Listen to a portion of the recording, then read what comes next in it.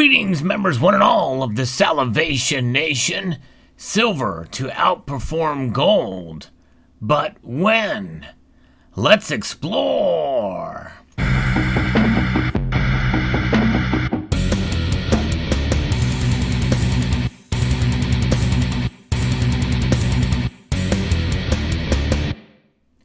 I'm referencing yet another article that talks about how the green energy revolution is going to drive silver prices up and outperform gold.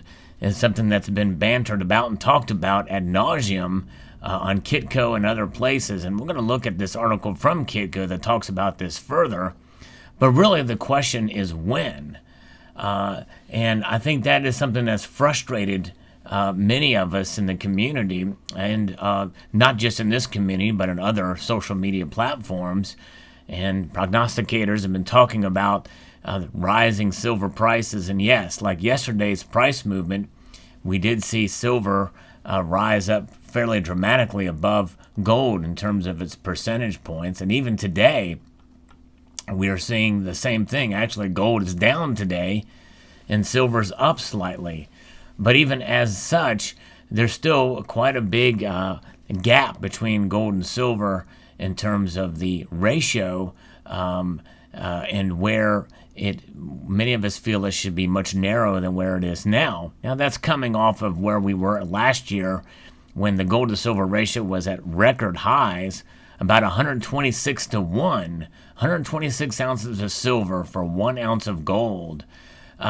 The one thing, the key takeaway here is that silver is volatile, and it's much more volatile.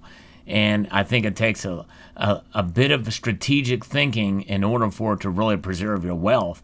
And that's the key, and I think that's part of what my purpose is here on this channel, is to try to help folks make smart decisions in terms of buying silver so they don't get burnt out on it or jaded with regards to silver, because there are ways to buy it. We have to be a bit more careful with how you buy it in order for it to preserve your wealth in the long term. I posted a video about it. I believe one of my most important videos. I'll link it at the end screen of this video again, that talks about the worst and best ways to buy silver. But when you have a lot of columnists and commentaries that are out there in terms of what the future is for silver and where they think it's going to be, some of these opinions about silver prices and where they're going to go, I think it's important to really be careful. And even though I'm bullish on silver this year, we have to take a look at timing, number one, and realism is for how realistic are some of these predictions. I think in terms of green energy, I'm positive. I am bullish on silver with that regards, no matter what legislatures do.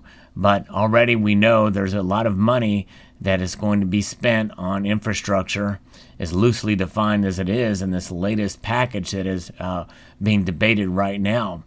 But anyways, let's take a look at this article and let's see what it's talking about and how we can assess this information. The silver market remains the precious metal to watch in 2021, as it will be a critical metal in the green energy revolution, according to a Canadian bank. Analysts at CIBC said that they are bullish on silver and silver producers, as they expect to see significant growth in solar power demand as U.S. looks to develop more green energy technology. The analyst noted that solar power currently accounts for about 10% of global power capacity, which means the sector has plenty of room to grow. The analyst said that there is potential for solar power to double by 2025. And I think that's a fair assessment. However, just because solar power is only 10% of global power capacity does not mean that 90% will be filled with solar. There's other green energy solutions and other also practical solutions that are going to push back against it as well, and they're viable. The continued focus on renewable energy worldwide, as well as re-engagement and leadership from the U.S., provides a favorable backdrop for future growth in solar power, the analyst said in the report. Historically, silver has tended to outperform gold during bull cycles for precious metals, and we believe the solar narrative could be an important driver in both industrial and investment demand for the metal. And I do agree with that. However, that's going to have an effect on the demand, a certain aspect of the demand. But the one thing that is historical is that silver does tend to outperform gold during bull cycles in general. Does this mean it could be even more? I don't know. And there's no talk about when this will occur. The comments come as silver prices continue to hold support above $25 an ounce. In fact, as of the recording of this video, and they are right around $25.49. The gold to silver ratio continues its downward trend, last trading at 68.39, and that is about where it is now, just above that right now, 68.39 to 1. Although advancing technology in the solar panel sector has allowed companies to use less and less silver, and that's the key here. They've become much more efficient with less, and that's what it's about. And I think that is why silver, I believe, is going to be a dominant metal, and we won't be replaced by graphene anytime soon. However, in time, some applications will be utilizing graphene to replace silver as a conductive material. But I think we're a ways off from that. Analysts at CIBC said that this trend has probably run its course. They added that it is also unlikely that other metals will be used as a substitute for silver, but other materials could. We expect additional demand from the increasing number of solar cells constructed will more than offset the more limited impact from future silver thrifting, thereby driving net growth in silver demand for photovoltaic applications, around 35 million ounces by 2025 to 135 million ounces in total annual demand, the analyst said. Silver has the highest electrical conductivity among all metals at standard temperatures, which means that substitutes will not be able to match the electrical output per panel. And that is something to keep in mind with this, is that silver is pretty safe as being that metal for utilization for green technologies, especially solar panels. So here's our timing. Applications of around 35 million ounces by 2025 to 135 million ounces in total annual demand by 2025. So that increase coming up and the doubling could have an effect and help drive these silver prices.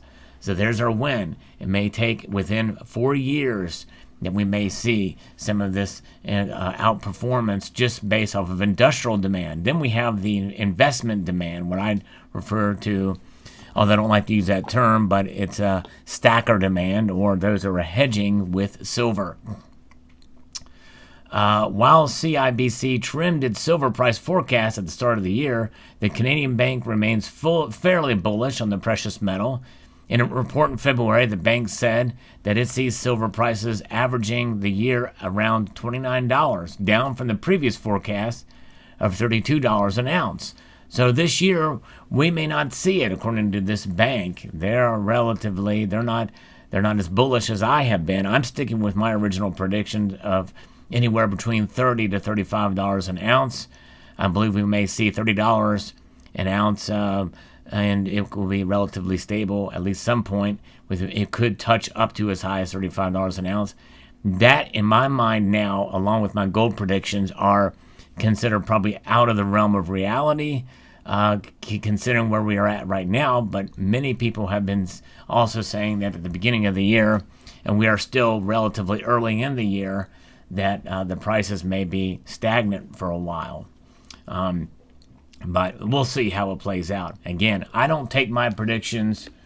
I'm not live and die by my predictions. I very well could be wrong. I have no skin in this game. Wherever the price leads is wherever it goes. And if it's lower, that means you can accumulate more, provided the premiums aren't insane. And if it goes up higher, well, hey, then that's okay too, because that means it validates us, at least for this year. So the bank also sees potential for silver miners. The company's top picks for silver equities are Wheaton Precious Metals, Pan American Silver, and Gatos Silver. So historically, silver companies have traded at the premium to gold-focused producers as a scarcity of investable ideas to gain silver exposure drove increased valuations.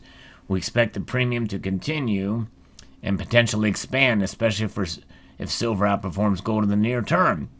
But my feeling is that while industrial demand for silver will pick up, and of course, we are seeing an increased demand in the physical product as well in the form of coins, rounds, and bars, you're going to see likely the same for gold.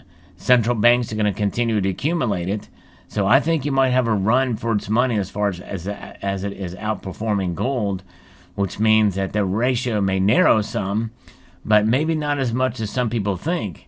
And the reason why I say that is based off of what I witnessed and what we all witnessed last year. And what was that? Well, last year we saw gold go parabolic. It broke records in real dollars in terms of its price performance, up well over $2,050 an ounce, whereas silver got up to just barely scraping $30. And that was at a time of great uncertainty. And where did people go? They went more for gold than they did silver. The same thing could happen this year. So though we may see silver outperform gold, it may not be at the rate that we would expect in a situation such as we saw last year, repeated this year, even with industrial demand. Now, obviously, there are other factors involved too that many would probably throw out there. And of course, I know you're saying, well, Sal, what about manipulation? Well, we've covered that. There's manipulation. There's a form of manipulation that I think does happen from the on the micro scale between organizations and banks, where they do it for selfish-driven reasons. But there's also the manipulation that occurs, I think, largely by the Federal Reserve, where they pretty much manipulate everything, with the umbrella covering gold and silver as well. But regardless, other than that, I think natural market forces are the biggest driver for precious metal prices. But nonetheless, there it is, and we'll see what the economic situation looks like. And we'll see what these drivers, these environmental drivers, look like for gold and silver. The green energy technology. This article didn't even talk about electric vehicles, but hybrid and electric vehicles will continue to be robust, and that will also increase demand for silver, but also copper. And in a sense, there's a lot more copper used in these EVs than there is silver, which means that silver mining, as a byproduct of copper mining, could actually increase greatly due to that demand, which could help stave off the supply-demand disparity. So see how it plays out. Nonetheless, there you go. Hope that somewhat answers your question, because I do believe to some extent in this, and I've recovered this in the past, but at least now we have a better idea here. I'd like to extend a multitude of gratitude to you all for taking the time to watch, and encourage you to please rate, please share, hit that little notification bell so that you can be notified of the newest video when it comes your way. Comment and subscribe.